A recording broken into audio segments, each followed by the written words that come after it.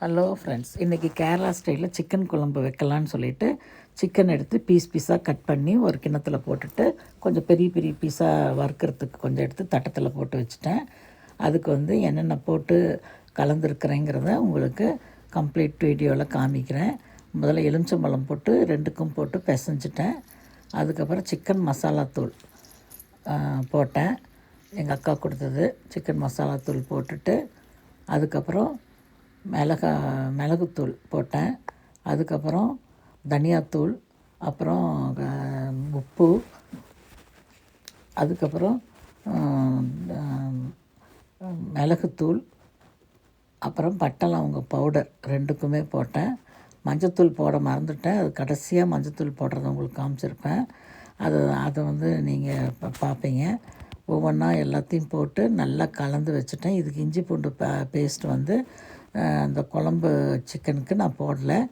ஏன்னா அதுக்கு எலுமிச்சம்பழம் பிழிஞ்சு விட்டுருக்கேன். நான் அரைக்கிறதுல தான் இஞ்சி பூண்டு போட்டு அரைப்பேன். இதுக்கு இஞ்சி பூண்டை கொஞ்சம் கடைசியில் துருவி போட்டேன்.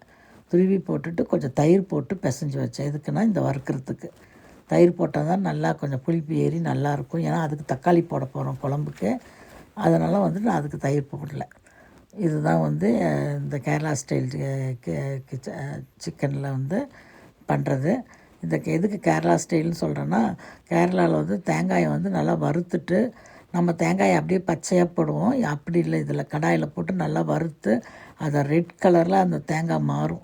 அதுக்கப்புறம் தான் அரைப்பாங்க. அதனால தான் இது கேரளா ஸ்டைல் சிக்கன்னு சொல்கிறேன். மற்றபடி எல்லாம் இதில் அதே மாதிரி வெங்காயத்தை நல்லா வணக்கி தான் போடுவாங்க. வெங்காயம், இஞ்சி, பூண்டு எல்லாமே வணக்குவாங்க. தனியாலாம் முழு தனியாவை போட்டு கடாயில் போட்டு வறுப்பாங்க.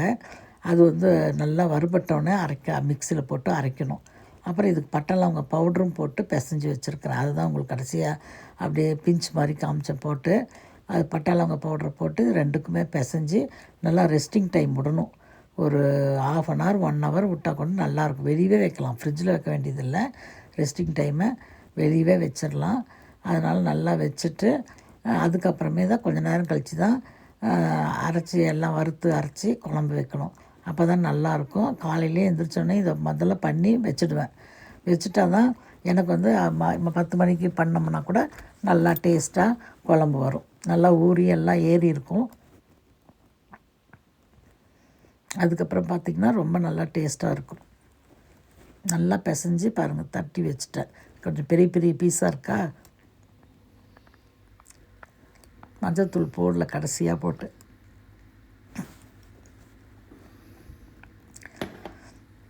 சிக்கன் மசாலா எங்கள் அக்கா கொடுத்தது, அதை தான் இதில் ஆட் பண்ணியிருக்கிறேன். ரொம்ப நல்லா இருந்தது, டேஸ்ட்டாக இருந்துச்சு.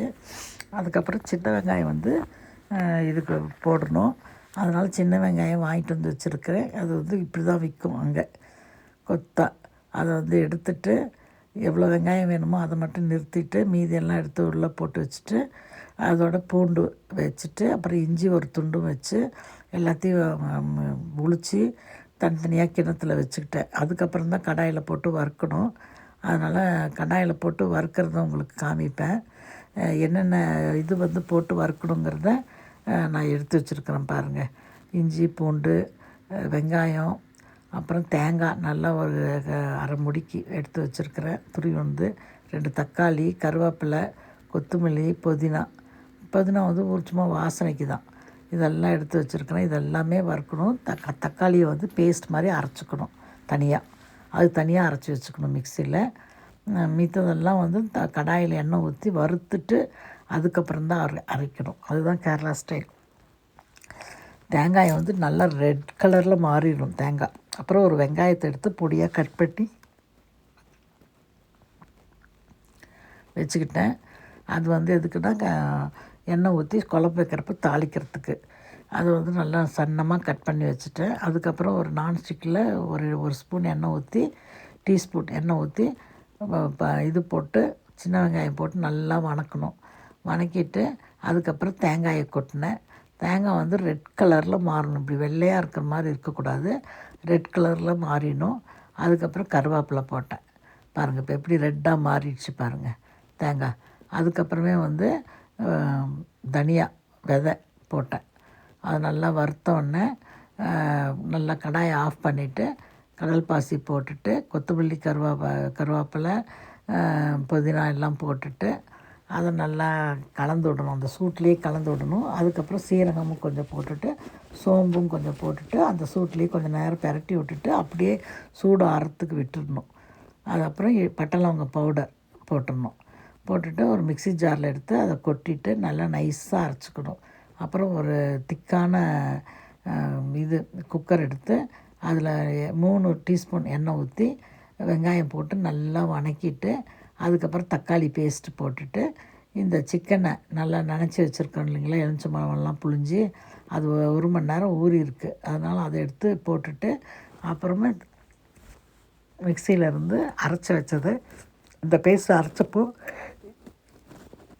இந்த கலரில் தான் இருக்கும். ஏன்னா புதினா எல்லாம் போட்டிருக்கோம் இல்லைங்களா, பச்சை கலரில் கருப்பாக வரும். அதுக்கப்புறம் ஸ்டீமில் விட்டுட்டு நல்லா ஸ்டீம் வந்தவுடனே வெயிட் போடணும்.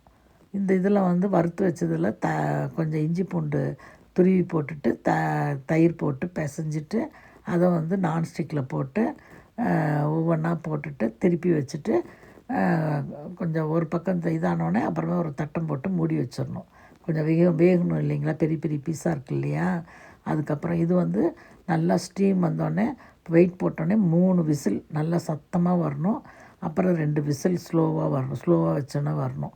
அதுக்கப்புறம் ஆஃப் பண்ணணும். இது பாருங்கள் சிக்கன் எப்படி ஆயிடுச்சுன்னு. அதுக்கப்புறம் கடாயில் ஒரு கிண்ணத்தில் வந்து பாஸ்மதி ரைஸ் போட்டு சாப்பிட்டேன். தேங்க்யூ.